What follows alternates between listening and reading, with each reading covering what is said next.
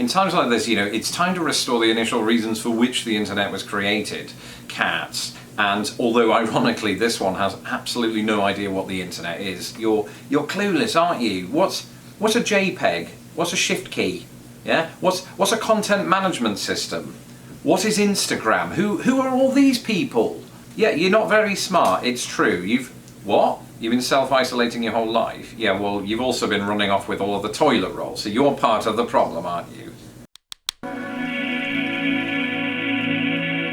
Hello, I'm Lawrence and I'm on a quest to uncover all of the memos that Britain and America lost in the pond, and one of those memos pertains to something that's very dear to my heart, and I dare say the hearts of other people watching just looking at these stats, and that's pets. The animals, the little fur balls that a lot of us live with, and in my wife's case that's both a cat and me. Fur balls being an affectionate term for a cat in this case. But having lived in America now for all of this time, something has become abundantly clear, and that is that America absolutely kicks Britain's arse when it comes to pet culture. Actually, I had experience of this firsthand when I first moved to the United States, because Tara's family had, 9 dogs, and one of those, a chocolate Labrador, marauded me as soon as I walked in the door. "Welcome to America," she said in her own variety of English that wasn't English. And you just get a general sense here, no matter where you live, that people just take their dogs for a walk more often.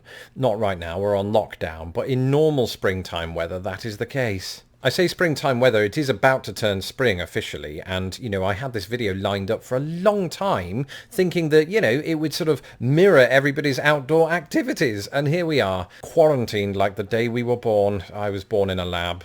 But I figured since a lot of us are quarantined right now that this might actually have some deeper resonance that I wasn't even anticipating, and that you'll look at the screen and go, oh, and that's just at my face.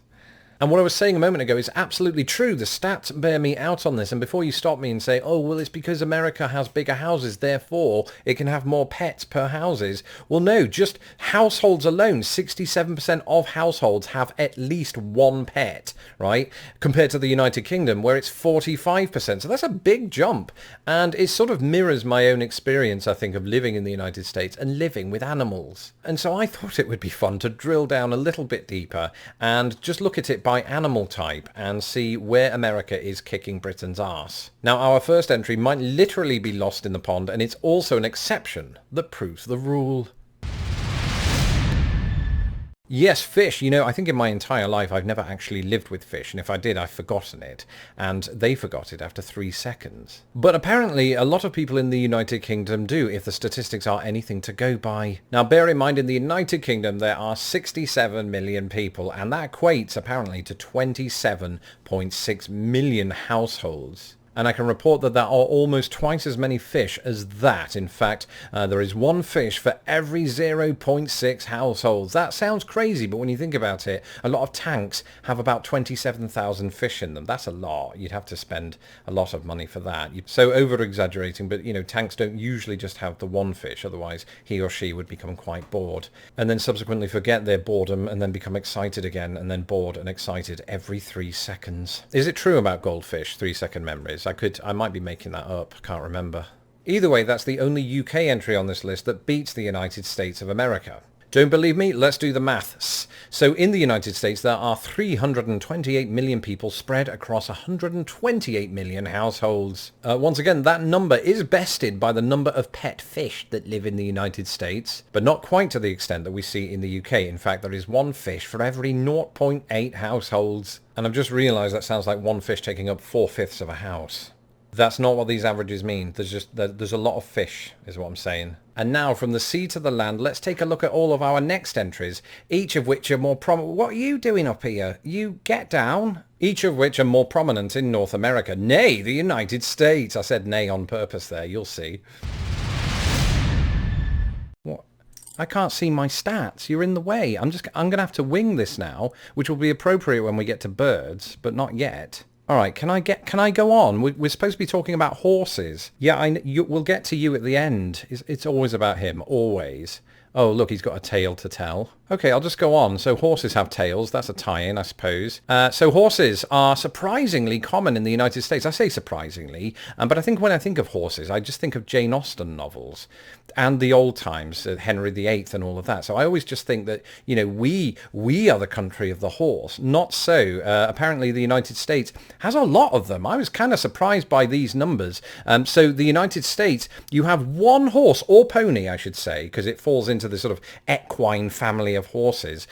You have one of those for every 16.8 households. That sounds like a lot to me. But these are the numbers prepared by my graphics team, a team that consists of my cat. It can't be right. What is this? The Wild West? That sounds like a lot of horses.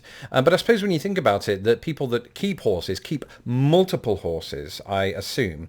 And I suppose also, this was pointed out to me earlier on by the wife, not the cat, he doesn't speak, is that the United States has a lot of land, so therefore it has a lot of places for horses to roam free. I wouldn't keep one in here, because it would take up 4/5 of my house. But in Jane Austen land in the United Kingdom, horses not quite so popular.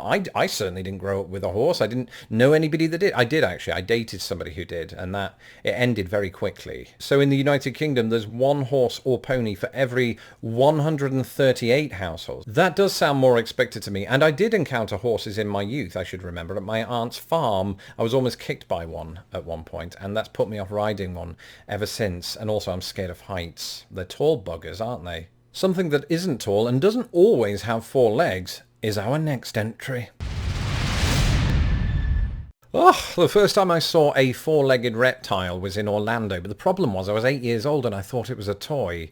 And to this day, you know, I'd love to cohabit with one, say a lizard, but I think my cat would eat its head off, and for the same reason. And this one isn't surprising, because it's not just Florida where you might see reptiles just roaming the streets with your own eyes. To be clear, I'm not suggesting they steal your eyes. He's back. I mean, you might see an iguana or a snake. Speaking of, can you get yours out of the way, please? And so the United States, just in the wild, seems to be more replete with reptiles, but the same is true of households by quite some distance. If you were doing the mathematics earlier on, you'll have noticed that there are about 5 times as many households in the United States as there are in the UK. But there are about 10 times as many, he's back again, he won't stop, so I'm just going to keep going. There are about 10 times as many pet reptiles. His arse is in my face. It's so off-putting. Anyway, so in American households, there's one reptile for every 13.6 households. That sounds high. I just don't remember encountering any reptiles in any of the houses that I visited in the US in my time living here. Are people just hiding them? Is that what happens? Do they think I'm going to be allergic because I'm from England? In the UK, this is different. It's one reptile for every 30.66 households. That's quite specific. That also sounds high. I don't remember encountering reptiles when I lived in the UK. Actually, no, my next door neighbour once had terrapins. He's biting me. He's biting my hand. Terrapins must be reptiles, right? It's hard to research these things as they come to you on the fly. No, on the fly is a saying. We're not doing birds just yet. Don't worry, you'll still be interested in our next entry, I promise. Because our next entry is this. Fluff balls, I use that word on purpose to describe what are actually small animals, but small animals wouldn't fit in the graphic, so I just made up a term, and now I think it sounds rude. But from what I can gather, the category of small animals, or fluff balls, are things like gerbils, or rabbits, or mice, those little animals that can get sucked up by a vacuum cleaner. I've never tried that on rabbits, or any of them. In the UK, there's apparently one small animal, or fluff ball, I want that trademarked by the way, for every 17.25 households. Now again, that might sound like quite a lot, but it's got nothing on the United States. You love your little furry animals here, and that's not a euphemism. In the United States, there is one small fluff ball for every 9.4 households. Now again, kind of like the reptiles, I don't tend to see these very often when I go to houses. Is it just where I live, or are they just being hidden for experiments? Do they smell my cat? I certainly have today. One thing I know for sure is that he would absolutely devour your small rodent, and the same is true of our next entry. Here's a personal story. My grandma used to have a couple of birds, and they do this thing where they mimic her voice right down to all of the swear words. And sure enough, my grandma isn't alone. The UK has one bird for every 135 people. That's one bird for every 55.2 households. But that ain't got nothing on America, the land of the bald eagle, which nobody keeps those in cages, just so we're clear, right? Nonetheless, bird cohabitation in the United States is surprisingly widespread. There's a bird population, pet bird population here of 20.3 million birds. That's one bird for every 6.3 households. Bear in mind that this data could be skewed by some households having multiple birds, one of several things that birds have in common with toilet paper. Then again, PetSmart does have a lot of birds, so there's clearly a demand. You don't see many horses there. But you do see plenty of other four-legged animals, including our final two entries. I absolutely love dogs, and if I'm being honest, I love them more than cats. He's not around at the minute. They're just amazing. Like when they're chasing their own tail. That's how I feel when I'm trying to record with a cat on the table. And the way chocolate Labradors wrestle you to the ground and lick your face off, it was adorable because she didn't know any better. Dogs are simply the greatest thing probably ever, if I'm honest. And both the UK and America agree. In the UK, there are 9 million pet dogs. That's one dog for every 7.5 people, or one dog for every 3 households. But the United States has that beaten. And that's because every family that has at least 2 children also has 70 dogs. And so in the United States, you have one dog for every 3.6 people, one dog for every 1.42 households. They are a huge part of the family makeup here, and they come in various sizes too. So you'll have the Labrador, but you'll also have the tiny poodle that people walk down the trendy areas of Chicago. And this happens in droves. I'm not saying it doesn't happen in the United Kingdom. You will see it, of course you will. Dog parks specifically set up in both countries for these very animals. However, it's not so easy to take our final entry for a walk, as evidenced by his antics today. Yes, cats, and much like dogs, there are more American household cats than there are British people. They're everywhere, and in both countries you will see them cohabiting with dogs. I use the term cohabiting loosely. They tolerate, they hide out of the way, or just attack the out of the dog.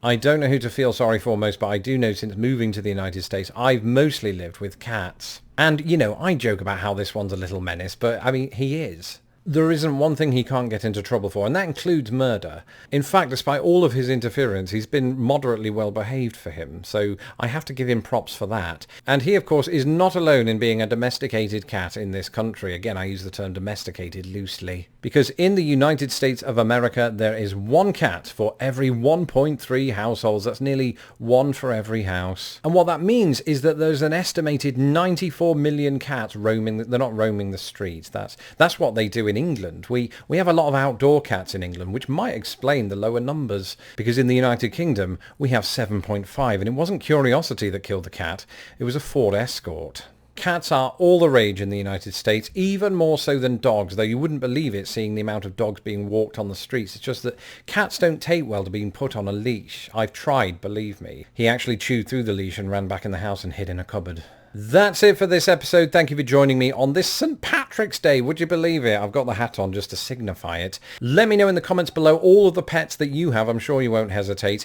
And if you would like to keep up with me, or indeed my cat, you can follow me on Twitter at LostInThePondUS. Occasionally he does pop in with a picture or two. He doesn't get any say in that. And as ever, don't forget to subscribe to my channel so that my videos don't get lost in the pond like 100 million fish. And you can even click my little bell, the bell, just the YouTube bell. At times like this, when I'm in my quarantine bunker deep in the heart of Chicago, I want to say a big thank you to all of my patrons who make all of this work possible. Without you, I wouldn't be able to look at really adorable figures like how many gerbils does America have. And also, we wouldn't have the technical equipment that makes it possible for me to communicate my message to you beyond something other than just a crap smartphone. So if you would like to become a patron of Lost in the Pond, you can do so at patreon.com/lostinthepond. Anybody that does so will get access to my secret live stream, and if you pledge $5 or more a month, you'll get access to not only that, but my secret podcast and more. Until next time, I'm going to go and stroke the cat, pet the cat. It's a British-American word difference. Bye. Yeah. Oh, Kafka. What was that? The mug. Thank you for watching this episode of Lost in the Pond. Don't forget to hit my stupid little face to subscribe, and please share this video with the world. Hit me up on Twitter, Instagram and Facebook, and if you would like to support this channel, please do so at patreon.com/lostinthepond.